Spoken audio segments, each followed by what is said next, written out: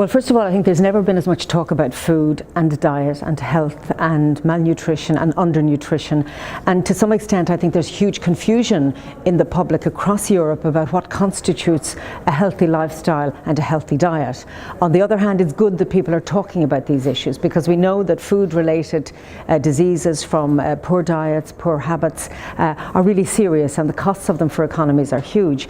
Is it difficult to have a common theme for Europe across the different cultures? Yes, it's difficult, but it's not impossible. I think the central message for the developed world, including the European Union, is that agriculture, food, health, energy, all of these things are interconnected, and that we need to look at how we face our future, not just the present challenges, but the future challenges, where there will be scarcity of natural resources, water, soil is under pressure. We're questioning the inputs being used in our intensive agriculture. So there are many, many challenges that conferences like this one and more throughout the Expo will deal with. Will we have the right answers? I don't know, but I think we need answers.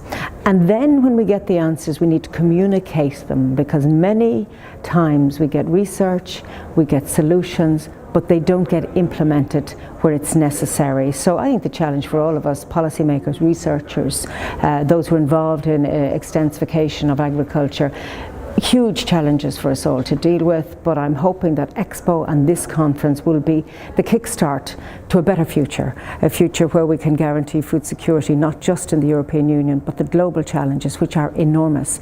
And food security is also about political security.